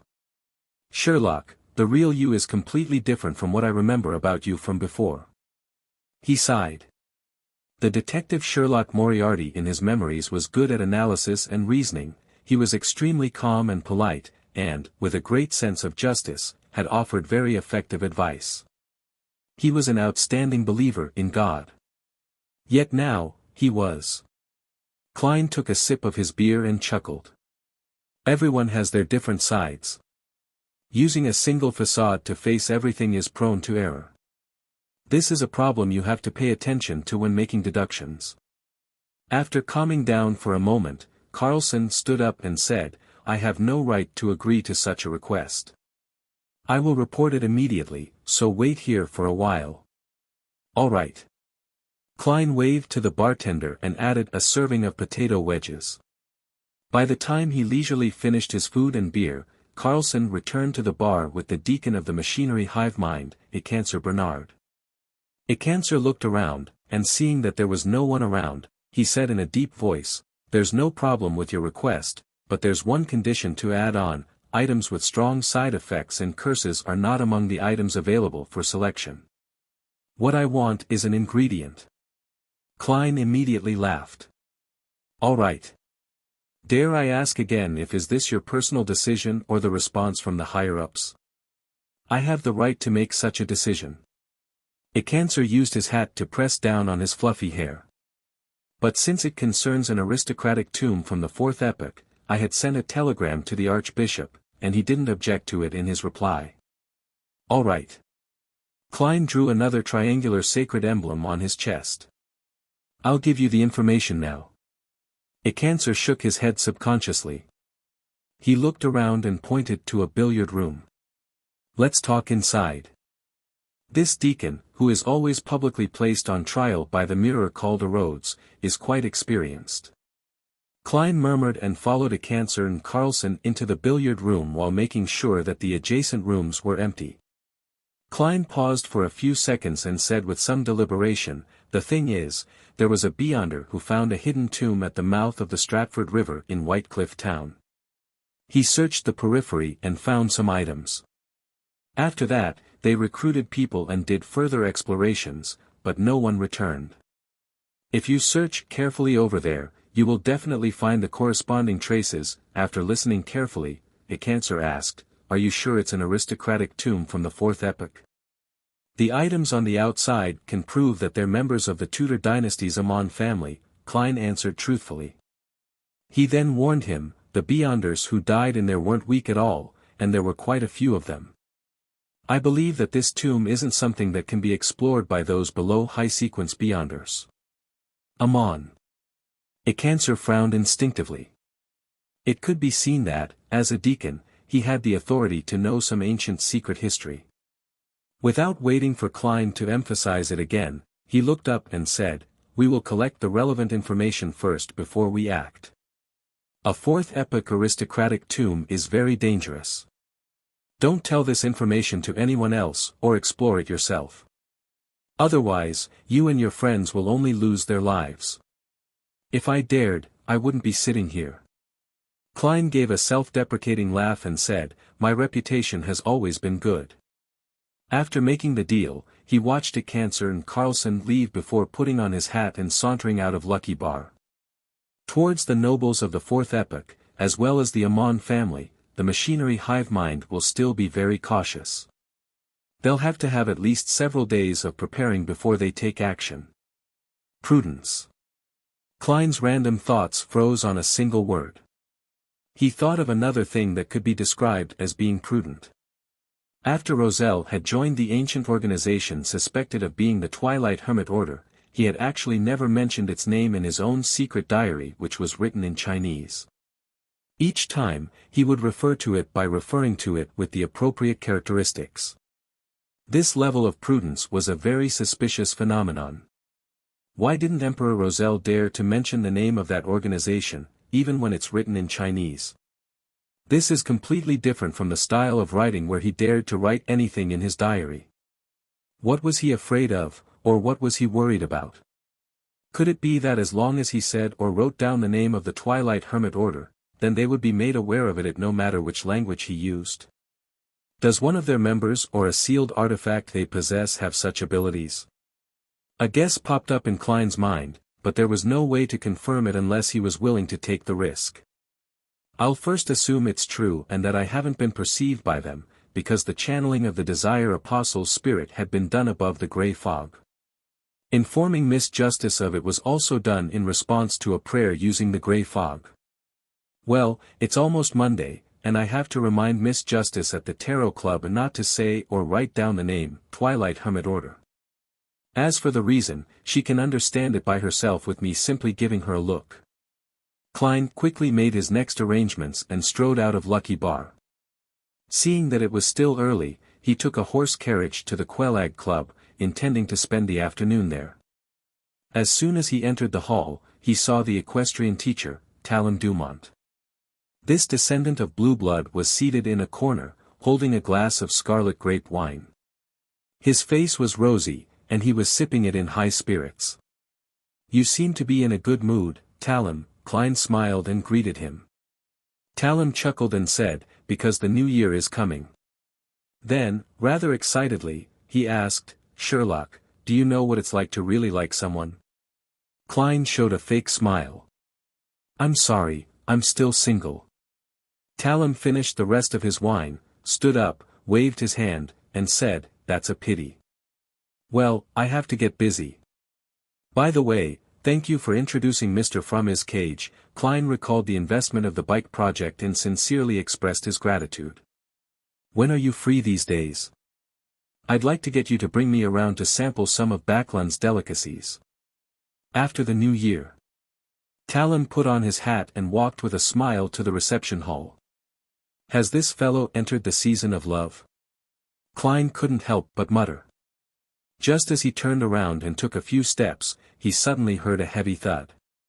Klein jerked his head back and saw Talon Dumont on the ground, his left hand clamped tightly at his chest where his heart was. His body was convulsing non-stop. This. Klein hurried over. But at this moment, Talon had already spat out all of the white foam on his mouth, losing his last breath of life. In just a few seconds, he had turned into a dead corpse. Chapter 437. This wasn't the first time Klein had seen someone familiar die in front of him, but it was the most abrupt and unforeseen death. The expression on Talon Dumont's face when he had asked about what it felt to really like someone was a vivid expression of hidden excitement and flaunting, but one which couldn't be directly shared due to the need of being careful as a result of certain factors. That was too fast. Normal diseases do not cause death so quickly. Klein's expression was solemn as he lightly tapped his molars to activate his spirit vision. He dropped to one knee and crouched down. He saw Talon Dumont's aura and the colors of his emotions fading rapidly. Furthermore, there were strands of black gas wrapped around his heart like a snake which were gradually dimming. A Beyonder ability similar to a curse. Klein instantly made a preliminary conclusion. At this moment, nearby red-vested attendant and a servant girl in a black and white dress ran over. They looked at the dead body on the ground in horror. His eyes were wide and round, and the corners of his mouth still had remnant white foam. Klein closed his eyes and instructed in a deep voice, "Go to the nearby police station and tell them someone died here." "Yes, Mr. Moriarty." The red-vested attendant immediately turned around and ran out the door, so flustered that he even forgot to put on his coat. Under the watchful gaze of the crowd, Klein didn't check Talem's belongings, nor did he try to pull out a few strands of hair for a divination attempt when he wasn't around anyone. His identity was already considered semi-official, so he could use the power of the machinery hive mind to conduct a follow-up investigation. There was no need for him to act as a lone hero. Thinking of the many times he had played cards with Talon Dumont, and how he had introduced clients and investors, and the love story that had been hanging in his mind for so long, Klein couldn't help but take a long, slow, deep breath. Who's Talem's murderer? Which Beyonder, whose adept at curses, did Talem offend? Judging from his attitude today, he should be in a very happy and calm state, completely unaware of the fact that he has provoked a terrifying character. Questions flashed through Klein's mind, but his lack of understanding about Talon Dumont resulted in a lack of soil to nurture any inspiration. When the police arrived, he was questioned as a witness, and that wasted quite a bit of his time. It wasn't until all of this was over that Klein had a chance to leave Hillston Borough and head back to Lucky Bar in the Backlund Bridge area. Carlson was still there drinking, the only difference being that his drink had been exchanged from a strong distilled liquor made from pure malt to golden, frothy beer. Klein raised his right hand, covered his mouth, and squeezed over. He lightly knocked on the table and said, "Is your job to drink here every day?" Carlson jumped in fright as he turned his head, relaxing only when he saw that it was Sherlock Moriarty. "You. What is it now?" This reaction is very familiar. Klein sighed silently and said gravely, "There is a case involving Beyonders." Carlson looked around and saw that Lucky Bar already had quite a number of patrons. They were either hollering over their glasses or eager to fight in the ring. "Follow me, let's play a round of billiards." Carlson nudged his thick glasses and carried his beer to an empty billiard room. Klein followed, closing the door behind him. "Your alcohol tolerance seems pretty good," he said in passing. "No, I just drink very slowly." Carlson put down his glass and picked up the cue stick. Then, he added inexplicably, "And I'd like some alone time lately." "I don't care about that." Klein pursed his lips and said, "I encountered a death at the Quelag Club in Hillston Borough. That was a friend of mine, a noble descendant, and an equestrian teacher. He's usually healthy and had recently been in a very good mental state, but just now, he suddenly died in front of me. It looked like a heart attack, but my spirit vision told me that he might have been cursed." "You're adept at spirit vision?" Carlson asked subconsciously. "What sort of details did Mr. Stanton fabricate for me? After becoming a machinery hive mind informant, they never even asked me which pathway I was, or which sequence I'm at, nor did they try to find out about my origins and background. Of course, letting an informant keep certain secrets of their own is also a common tactic used by official organizations." Klein frankly responded, "Yes, the chest of the deceased had some decaying, illusory black gas. It does involve the possibility of a curse and a Beyonder." Carlson didn't ask further as he slowly nodded. "Hillston Borough. That's the territory of our machinery hive mind. In the northwest of Backlund, which was the heart of the metropolis, Empress Borough and Sherwood Backlund came under the mandated Punisher's jurisdiction. The western and northern areas came under the Nighthawks, and Hillston Borough and Backlund Bridge area came under the machinery hive mind." Having said this, Carlson looked at Klein and attempted to confirm the details. "What deity does your friend believe in?" After thinking carefully for a few seconds, Klein replied hesitantly, "The Lord of Storms." "A believer of the Lord of Storms?" Is he the only deceased? Carlson asked with a frown. Yes, Klein gave an affirmative answer. Carlson chalked the cue stick and sighed. We have no right to take the case. This is under the mandated punishers. But I will pass on your information to them. In the Lone Kingdom, the principle of jurisdiction over beyonder events was first to divide them according to their beliefs. If they involved the followers of multiple deities, then it would be decided according to who held jurisdiction over the area. Klein was no stranger to this. He had no intention of making things difficult for Carlson, so he earnestly said, "Thank you. I hope they can find the real killer as soon as possible." Carlson picked up the glass of beer beside him and took a sip. He's a descendant of blue blood. The mandated punishers will definitely take it seriously. Pausing for a second, he looked at Klein and said in a low voice, "I find it hard to believe that you've only been in Backland for about 3 months. You seem to have established a wide range of social connections and possess lots of resources here. Some people are naturally adept at this."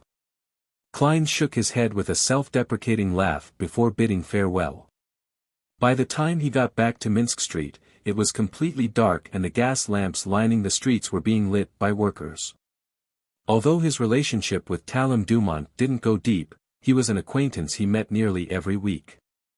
He was a friend he would play cards with every now and then, and Talon was rather warm and had always exalted him as a great detective. Furthermore, he had practiced what he preached by introducing clients and investors. His passing also made Klein feel sad, making him fully aware of his helplessness towards fate. Other than that, he was also very angry. He was angry at the murderer who had cursed Talon to death. I hope that they can figure out what happened. I hope that the mandated punishers doesn't run out of manpower because of Duke Negan's assassination case. Klein sighed as he got off the carriage and walked towards the gate. In the process, he discovered that there was no light at the Sammers house next door. It looks like they're on their way to Desi Bay. Is this the New Year atmosphere in Backland? Yet, I don't feel anything at all. Klein momentarily felt melancholic. With these emotions in mind, he went to bed early and woke up at 7 in the morning. In an attempt to change his mood, Klein decided to bake a homemade cake today. I'll buy the ingredients after breakfast, he whispered, drinking his milk and flipping through the newspapers. Soon, he saw an obituary in the Tussock Times. My beloved son, Talon Dumont, passed away on December 18 due to a sudden heart disease. His funeral will be held at the Crown Cemetery at exactly 9 a.m. on December 21. In the northern continent, due to reanimations, it was already an ancient tradition to be buried as quickly as possible after one's death. Of course, this was on the premise that there was no shortage of money for a funeral. Sudden heart disease? Is this the final result of the investigation? Or could it be that the mandated punishers are trying to lull the culprit? Klein frowned, unable to make a judgment.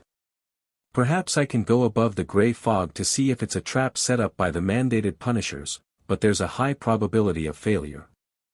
After all, I don't have one of his items with me, nor was I targeted. He took a breath, calmed down, and methodically filled his stomach. The subsequent attempt didn't exceed Klein's expectations. He could only leave Minsk Street and take a bus to Hillston Borough to visit Isengard Stanton. The great detective walked in the warm room, pointed to the front, and said, "Sherlock, would you like some breakfast? My chef's skills aren't worse than mine." "No, I've already had breakfast," Klein shook his head and declined. Isengard stopped in his tracks and casually asked, "Where are you going to spend the New Year's?" "I'm planning on, returning to Lemberg. I haven't confirmed it yet." "Perhaps mid-Seashire," Klein said, perfunctorily. The scenery there was originally pretty good, but unfortunately, there's an abundance in coal and iron resources. There was also a rather developed shipping industry. Isengard straightened his collar and touched the pipe in his pocket. "You seem to be a little anxious. Mr. Stanton, I have something to ask you." Klein took the opportunity when asked the question to relate, in detail, Talon Dumont's death, the results of his spirit vision, his advice to the machinery hive mind, and what he had seen in this morning's obituary. Of course, he had hidden the fact that he had become an informant for the machinery hive mind. He only said that for his friend, he had found an official beyonder he got to know due to the Desire Apostle case. "Do you think this is a trap by the mandated punishers?" he finally asked. Holding the pipe, Isengard said thoughtfully, "I've been trying to avoid the mandated punishers, and I don't know enough about the situation. I'll get someone to find out. If there's any news, then I'll write to you." "Okay, thank you." Klein bowed sincerely. In the evening, he received a letter specially sent from Isengard. There was only one sentence in the letter: "This case isn't handled by the mandated punishers. The royal family has taken the case by claiming that Talon Dumont is a noble." Chapter 438 The Royal Family. Klein held the letter he received from Isengard Stanton and silently murmured to himself. He looked up and outside the window, and he saw the rain pattering down. The gas lamps on the streets were giving off quiet halos. Inside the living room, the coffee table was neat and tidy, with a few stacks of newspapers placed in the corner. There was silence all around him. Klein sat on the sofa as he leaned forward a little. He sat there silently for a long time. After nearly 10 minutes, he exhaled and shook his head. Slowly and heavily, he tossed the letter into the trash can. He slowly stood up and expressionlessly walked to the second floor. And in the trash can, Isengard Stanton's letter caught fire silently and quickly crumpled into black ashes. On Monday morning, Klein stood in front of the mirror, pressed his right thumb and middle finger to his temples, and rubbed them with a little more strength. When he was done, he turned on the faucet, lowered his body, splashed the cold tap water onto his face, and washed his face while having a fit at the cold. After freshening himself up, he hung up the towel, walked to the first floor, and simply made a single-sided, well-done fried eggs with buttered toast. Of course, a cup of black tea with a few slices of lemon quenched his thirst and reduced the cloy sensation he was feeling. After breakfast, as he was idly flipping through the rest of the newspapers, Klein suddenly heard the tinkling of the doorbell. Who is it? A new commission? Could it be that the machinery hive mind has already finished exploring the Amon family's tomb? No, it can't be that fast. Klein muttered as he put away his napkin and newspapers and walked slowly to the door. When he held the handle, the image of the visitor outside the door appeared in his mind. It was an elderly gentleman dressed to a T. His snow-white shirt was starched, and a thick grayish-blue vest completely hid his belly. The long tailcoat had sharp lines without any blemishes on it. The gentleman was wearing a pair of shiny leather shoes, so shiny that it was impossible to tell if he had walked through the rain or mud. He wore a pair of white knitted gloves, with silver hair at his temples. His face was deeply wrinkled, and his light brown eyes were so serious that they didn't contain a hint of a smile. I don't know him. Klein mumbled and opened the door. May I know who you're looking for? He asked politely. The elderly gentleman took off his hat, pressed it to his chest, and saluted in the most standard manner. Mr. Sherlock Moriarty, I'm a butler who has come to invite you in place of my master. Do I know your esteemed master? Why is he looking for me? Klein's head was completely filled with questions. But at this moment, he had already noticed a carriage parked across the cement road. It had a deep black outer shell, and there was a curtain on the inside of the window. It was obvious that it was nothing ordinary. There's luxury amidst being low-key. Klein looked closely and suddenly saw that there was a coat of arms in a conspicuous part of the carriage. The main body of the coat of arms was a vertical sword facing down, and the hilt of the sword had a red crown. That's the Sword of Judgment. It's the Sword of Judgment representing the Royal Augustus family. Klein's heart palpitated as he roughly understood the butler's background. Perhaps he's a rather powerful beyonder. Klein made a guess. The professional and stern butler didn't pay attention to his scrutiny. He revealed a polite smile and said, "You have never met my master, but in a sense, you do know him. You have been providing him clues about the organization that is symbolized by the tarot cards, and he has paid for the money you need. As expected, it's the important figure that Talum mentioned. I've been using false information to fleece for funds and even submitted all the reimbursements that old Kohler required to him. I can't refuse his invitation now, especially when Talum is dead." Klein pondered for 2 seconds and said, "Did your master come to me due to Talum's death?" "Yes, Talum was his friend. He was sad and confused by his death, and he heard that you were there when it happened," the old butler articulated clearly. "No, I wasn't." Klein subconsciously wanted to deny it, but he ultimately could only nod. "Yes, I saw Talum die in front of me. It's really a sad and regretful thing," the butler said in a sincere tone. "Are you willing to accept my master's invitation? Do I have any reason to refuse? That would just make me look very suspicious. I might even be killed on the spot by you." Klein looked at him and said, "I happen to have nothing planned this morning." "All right then. Mr. Moriarty, please." The old butler bent down slightly, extended his right white-gloved hand, and pointed at the carriage on the opposite side of the cement road. "Sigh, I've been trying to avoid getting involved with important figures. In the end, I have no choice but to face the person behind Talum after his death. I wonder if this would attract attention or lead to more in-depth background checks. I have to plan ahead and be ready to give up my identity and this foothold at any time. Also, I need to get the human skin shadow characteristic and the deep-sea Naga's hair and advance to faceless as soon as possible. In that case, my ability to resist risks would more than double." When Klein put on his coat and hat and walked to the carriage with the royal coat of arms, he had already thought of the subsequent developments. At this moment, the servant the old butler brought with him opened the door for him. Stepping on the thick brown carpet, Klein looked at the wooden cabinets containing red wine, white wine, champagne, Lanty, and black rand, along with the crystal glasses. Klein felt rather restricted as he sat by the window. Lanty referred to strong distilled spirits made from pure malt. There were many types, such as the sailor's favorite Lanty proof. The bottles displayed in the cabinets were obviously of high quality. As for black rand, they referred to strong distilled wines mixed with other fermented grains, which, like Lanty, was something unique to Lone. As the carriage drove through the wet streets, Klein asked in passing, "Are we going to Empress Borough?" "No, my master is waiting for you at the Red Rose Manor on the outskirts of Empress Borough." The old butler didn't hide anything. "Looks like this is the royal family's manor."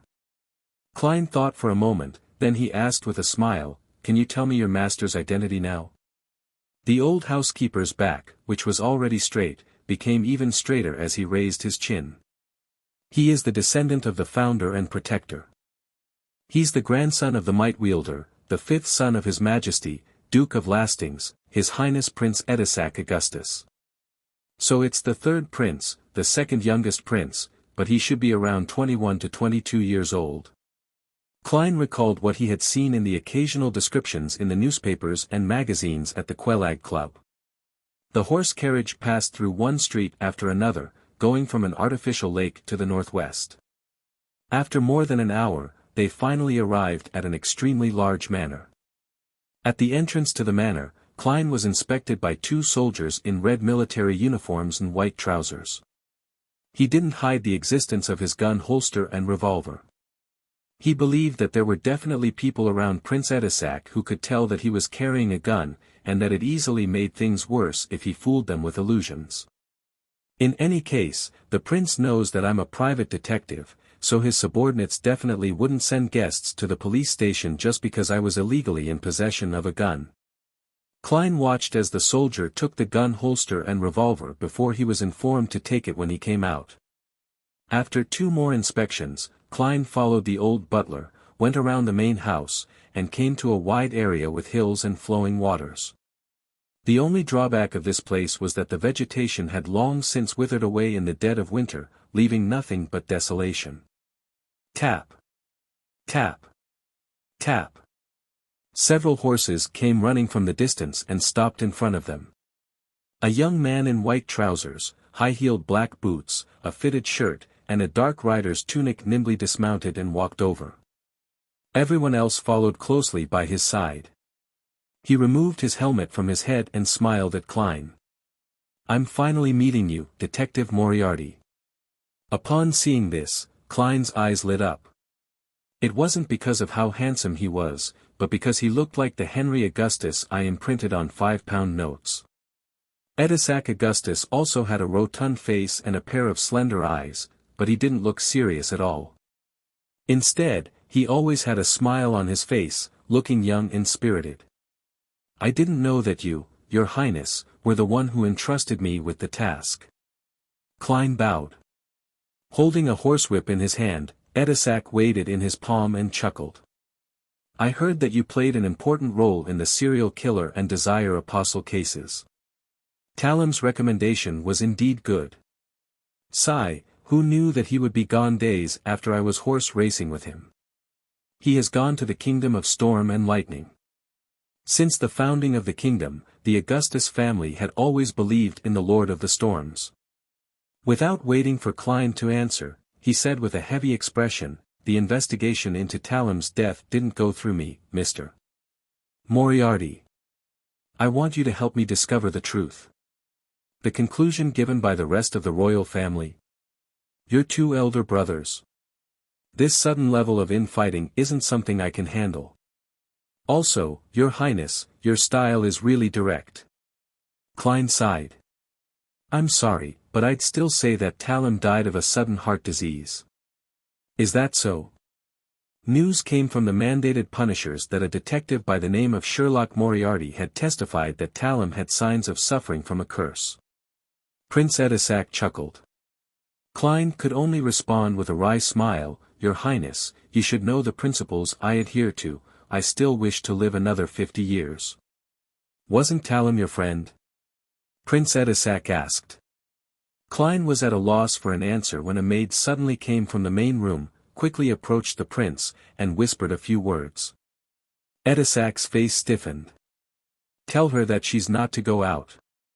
After he finished speaking, he took 2 steps forward. His serious expression softened, and a hint of softness and helplessness appeared in his blue eyes. "But I will permit her to leave the room and walk around freely in the manor." Chapter 439. The scene before his eyes reminded Klein of the romance story which Talem Dumont had told him. His noble friend had fallen in love with a commoner woman and was insistent on marrying her. However, being in the top circle of the aristocracy, the marriage was absolutely prohibited. Talem had been vexed over this matter, and he had even considered the prospect of hiring a murderer, but in the end, he managed to persuade the woman to leave his friend on her own accord. Could the main character of this story be Edisac Augustus? The situation is very consistent in all aspects. As a prince, marrying a commoner is practically treason in this era. Since the founding of Lone, the spouse of a direct descendant of the Augustus family could only be a noblewoman. From what I've just heard, Edisac has brought that commoner woman back.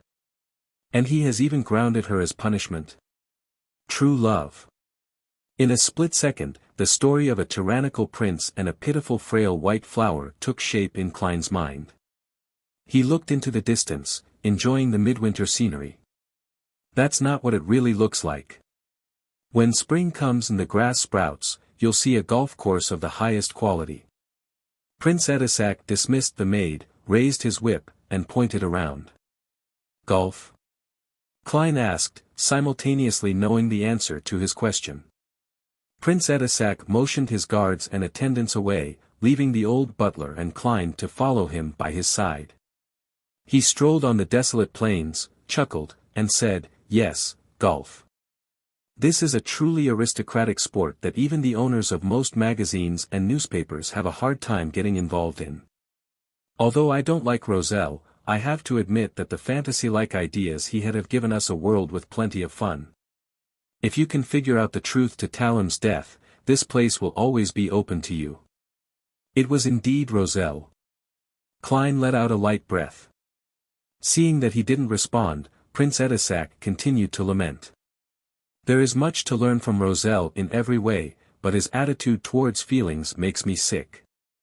Of course, this is the common nature and style of most of the Intis aristocrats, and it's also the source of their infatuation with luxury and debauchery in their lives. Looking ahead at the slow stream, Edisac said in a mature tone that was beyond his years, 99% of people are not geniuses like Roselle.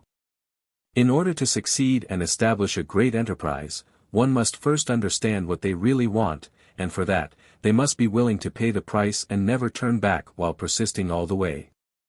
As he said this, his tone became slow as he laughed at himself and said, "Before this year, I had always thought that I liked the daughter of Earl Hall very much. She has perfect looks, an elegant demeanor, a rich fortune, a distinguished family, and a very powerful father. She's someone that no prince can find fault with, but now I understand that what I'm really attracted to is something that I yearn to have even in my dreams. It's a unique temperament and profound soul born from experience."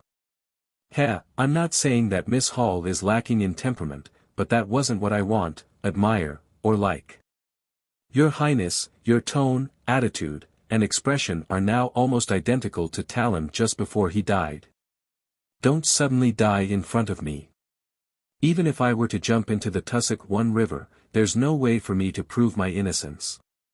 Moreover, hearing much of this makes it easier for me to be silenced.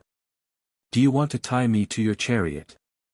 Klein felt a little afraid for some baffling reason. He cleared his throat and took the initiative to change the subject. Your Highness, with your status and identity, you will certainly not lack subordinates. There are many people who are willing to investigate Talem's death for you, so why do you need me? Edisac shook his head and chuckled. As a prince, I have as much power as the little freedom I have. There are many things I can't let the people around me do, as there are too many eyes on me. You're a great detective with brains, and you have a good relationship with Talem. You were there at the time, so I don't think there's anyone better suited than you. Don't worry, if there really is a problem, then I can definitely guarantee your safety. Such a promise is like toilet paper in the bathroom. Klein couldn't help but silently lampoon. With Prince Edisac already saying this much, he felt that there was little chance of him leaving Red Rose Manor if he refused again. He could only sigh and say, "Actually, I'm as angry as you are about Talem's death, but reality has kept me calm." Edisac smiled. "What can I do for you?" Talem's hair, either his flesh and blood, plus something he carried around with him. Klein made the request. "Okay, then I'll have these delivered to your house." Edisac agreed at once, and then asked curiously, "That's all?" Klein didn't stand on ceremony. "I will only know what kind of help I need when I have a preliminary lead. Your Highness, it's best that you give me a way to communicate with you. A private detective who frequently visits this manor would definitely arouse suspicion." Edisac nodded and said as if he was prepared, "I'll have someone secretly rent the house next door to you, 13, Minsk Street. When you need to make contact, write a letter to your neighbor about visiting and put it in the mailbox. As for the reward, you should know that I'm not a stingy person, even if it ends in failure. As long as you contribute and take the risk, you will still receive the corresponding income. If you do find out the truth, I'll give you a reward sufficient for your retirement. This prince does things really swiftly and decisively. Retirement, that would be at least 3,000 pounds. Klein secretly sighed. All right, may the spirit of Talem be at peace in the kingdom of storm and lightning. He bowed. Edisac nodded slightly and instructed his elderly butler, take Detective Moriarty out and back to Minsk Street. Why don't you keep me for lunch? Aren't you treating your guest in a little too arrogant a manner? Of course, it probably has to do with it being a long time before noon. Klein silently teased him. He followed the old butler all the way out to the entrance of the manor and retrieved the gun holster, revolver, and the bullets. At 15, Minsk Street, Klein stood at the oriel window and watched the carriage with the royal coat of arms drive away. Sherlock Moriarty might die at any moment if the investigations really goes deeper. Who knows, someone might be watching me right now. Not for now, since I haven't made any moves yet. Klein frowned and stood still. At this moment, he was extremely eager to advance to Faceless. I can't afford to wait for the machinery hive mind's exploration of the Amon family's tomb.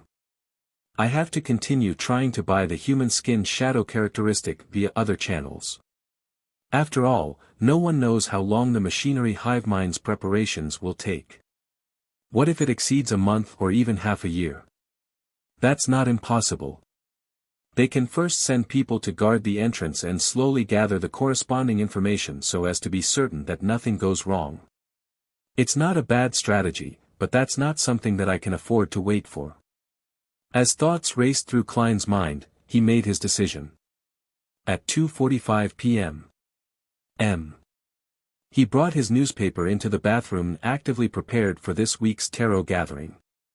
3 o'clock sharp. A deep red illusory radiance rose as Audrey Hall looked around in a good mood.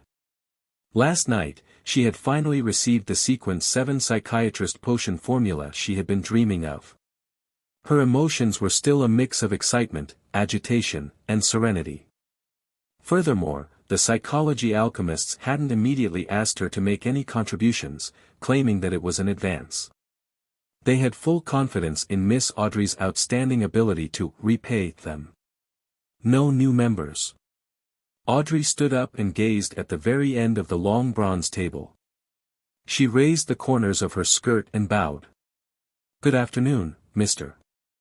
Fool." "Good afternoon." Her light and cheerful voice broke the unchanging silence above the fog, and it allowed Klein, who had been feeling a little depressed, to temporarily be rid of the troubles that the outside world had on him. He nodded slightly and responded to the members' greetings. When she sat down again, Audrey brought the other members into view and created a dynamic scene with the previous observations. When bowing, Mr. Hanged Man silently sized up Mr. Fool with inconspicuous curiosity. Then, he looked towards Mr. World in anticipation. In other words, with him having a deep relationship with the Church of the Lord of Storms, he knows about the details of Duke Negan's assassination and is aware of the appearance of Hero Bandit Dark Emperor. He has the desire to investigate the hidden truth behind this matter. There appears to be an outcome regarding the Werewolf Beyonder characteristic which Mr. World had entrusted him to sell, and he has also probably found the human skin shadow characteristics or the deep-sea Naga's hair. The son's emotions are very stable and relaxed. This means that he believes that the City of Silver's surveillance on him has been lifted. What did he rely on to make this judgment? Has he been reallocated to the so-called exploratory teams? Furs is a little depressed despite feeling relaxed. She passed the Abraham family member's test and has become his student, but she was forced to accept something that was disadvantageous to her. Mr. World is as cold and deep as ever. Perhaps when I reach sequence 7 or 6, I'll be able to grasp his emotional changes and thoughts. Well, the Fool is still as mysterious, powerful, and unfathomable. A series of thoughts flashed through Audrey's mind. She looked at the figure shrouded in the grey fog and said, "Honorable Mr. Fool, I have obtained 3 new pages of Roselle's diary." It was a copy she had requested from the psychology alchemists. However, as she had only mentioned it last night, Escalante only had the time to give her 3 pages in such short notice. "What kind of reward do you want?" Klein asked with a smile. Audrey replied sincerely, "Can you just treat it as the reward for answering my previous question?" As she said this, she had an inexplicable feeling of flaunting herself. "Mr. Hanged Man and the rest of you still don't know the existence of the Twilight Hermit Order. Phew, how envious. I wonder what problem did Miss Justice seek guidance for in private. I'll write to teacher when I get back, and I'll ask him if he has Roselle's diary, no, to the outside world, notebook." Furs immediately had the desire and motivation. Under the hanged man's suspicious gaze, Klein nodded without any care. Sure. Audrey quickly produced 3 pages of tawny diary entries and passed them on to Mr. Fool. Klein took them and read them. On the first page, it wrote, January 13th, contact with Mr. Door stabilized. Chapter 440, Angel Family Translator, Atlas Studios Editor, Atlas Studios. Just as Klein picked up the diary, Audrey added, Mr. Fool, I still have 10 diary pages which will be given to you later. It is for the payment for your previous blessing. She repeated her private promise so as to not let Mr. Fool think that she had forgotten about it, and the reason why she had provided payment for the information regarding the Twilight Hermit Order was to first settle the debt while having the intention to show off a little. The payment for the blessing. Furs ruminated over these words and suddenly realized an important oversight on her part. On the matter regarding the Abraham family, Mr. Fool had sent his angel to help me interfere with the divination. I should have paid an appropriate amount. Oh no, I didn't realize this at all. I thought, like all rituals, that it was the end to it once it was completed. For a moment, Furs fell into a panic. During ordinary ritualistic magic, if one prayed for help from a deity or a corresponding existence, they would perform a sacrifice in advance. Burning essential oils, extracts, and herbal essence that pleased the target was equivalent to making an advanced payment, but in the rituals corresponding to the Fool, there were many steps that could be omitted, and the price could only be paid afterward. Sometimes, there wasn't even a need to offer anything. Furs, who was accustomed to the former, ended up only saying a word of thanks. She hurriedly looked towards the end of the long bronze table and earnestly said, Honorable Mr. Fool, your divination interference had helped me greatly. I will try to find 10 Roselle diary pages as soon as possible as well. Seeing the performance of Miss Justice and Miss Magician, it dawned on Derek Berg that he had found a way to fully express his gratitude. However, the City of Silver doesn't have the diary pages of the so-called Emperor Roselle. Well, Mr. Fool is very interested in history, so I'll have to read more books and records on these. With a thought, Derek made a promise to Mr. Fool who sat high above them. The hanged man watched all this from the side and had no doubt that the Fool had an angel at his service. Any organization should have a character like Miss Justice. The power of a role model is limitless. With a lot of debts to collect appearing out of thin air, Klein happily sighed inwardly. As the high and mighty Mr. Fool, he always found it awkward to directly ask for compensation, and he had always believed that helping the members of his own organization was a normal and reasonable thing to do, without the need for him to make it so reliant on transactions. Thus, he didn't control the world to put on the appropriate performance to remind everyone. Of course, if Justice and the others were willing to provide payment, then Klein had no intention of refusing it. All right.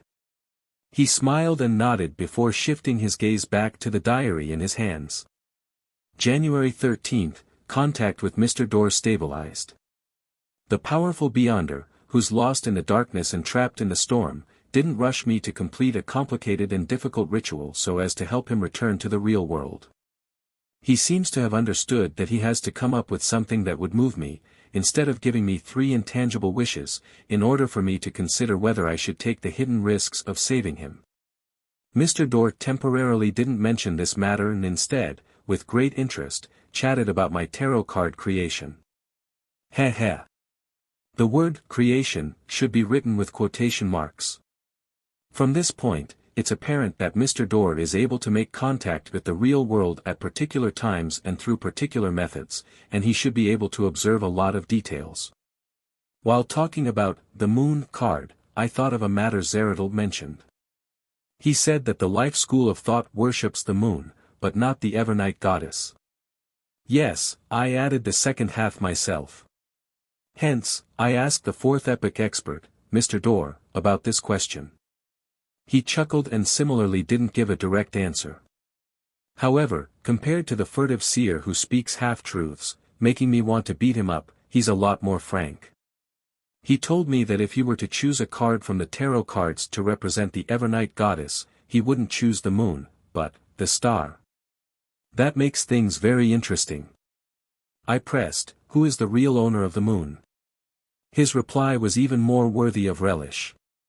He said with a laugh that the moon currently has no owner. If I didn't misunderstand him, then he means that the peak of the moon's pathway is empty. The sequence 0 is empty. That's not right. Isn't there a primordial moon? Upon seeing this, Klein suddenly had this thought. He had already anticipated that the moon card didn't represent the goddess. Whether it was the faith of the life school of thought, the attitude of the vampires, or the records in the Book of Secrets, they all vaguely pointed out that Evernight wasn't the moon. In contrast, vampire ancestor Lilith and the primordial moon resembled the sequence 0 of this pathway in more ways. According to the City of Silver's history lessons, Lilith had most likely fallen in the Dark Epoch, the Second Epoch. However, the primordial moon was an existence that people still believed in and sent responses to even to this day. Of course, those who prayed to her wouldn't end up well. Why did Mr. Dorr say that the moon had no owner at the moment? As seen from the Book of Secrets, the primordial moon still existed during the Fourth Epoch. Klein almost frowned. Soon, he came up with 3 guesses. First, Mr. Dorr didn't know enough about the hidden primordial moon, but that was a very low possibility. Second, that the primordial moon was actually the disguise of another deity, not essentially occupying the position of the moon's sequence 0 pathway. Third, that she was a sequence 1 of the moon's pathway or was in disguise and had the corresponding sealed artifact. And one more possibility, it's the response from the moon pathway's uniqueness. Klein muttered silently. The most important Beyonder ingredient in the sequence 0 potion formula described by the Dark Emperor card wasn't all of the sequence 1 Beyonder characteristics, but something called uniqueness. Different pathways had different uniquenesses. A true god was unique. Other than the first guess, the other possibilities aren't small. What is the Beyonder pathway of the moon?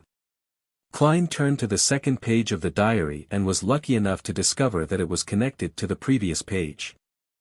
I continued pressing, but Mr. Dorr refused to say more. He thinks that I'll rescue him by whetting my appetite. Dream on. I hid my curiosity and scoffed at Mr. Dorr for not being respectful enough to true gods. He casually replied to me. This is the attitude a Fourth Epoch noble has to the deities. This guy is too good at acting. However, I really am interested in the nobility of the Fourth Epoch, so I took the opportunity to ask. Mr. Dorr told me that in the Tudor dynasty, there were 5 noble families: Abraham, Antigonus, Ammon, Tamara, and Jacob. Each family was known as an angel family, and they possessed tremendously terrifying strength. Angel family, just the name itself raises many problems. It really makes one yearn for it. Mr. Dorr said that the number of angel families in the Fourth Epoch exceeded the 5. There were the Zeradal and Zoroast family, which had always been loyal to the Solomon Empire, the Augustus, Sauron, Einhorn, Castilla families of the Trunsoist dynasty, and the furtive Anariel and Beria families, as well as the Demonis family which stemmed from a true goddess which was one step up from the angel families. So the last winner of the Fourth Epoch was the Trunsoist dynasty, but where did their royal family go? The 4 angel families, Augustus, Sauron, and the others, divided up the northern continent. Just as Mr. Dorr said the previous time, the strongest powerhouses in the Fourth Epoch far exceeds my imagination. However, most of them have been buried in the ashes of history. Even the Sauron family has waned, destroyed by me. In another 1 to 2 millennia, perhaps the Augustus family might no longer exist. Only the true gods appear capable of forever illuminating the real world. Although some deities perished in the Fourth Epoch, they should only be few in number. This makes me think of something that was previously written in a web novel which I memorized. It can be used here with some changes. Ashes await those who fail to become true gods. After the communication period ended, Mr. Dorr disconnected. He's like a prisoner who's released on parole for a fixed period of time. And he does know a lot. When he mentioned the Zeratul family, there was faint contempt in his tone. Perhaps I need to maintain my relationship with Mr. Dor.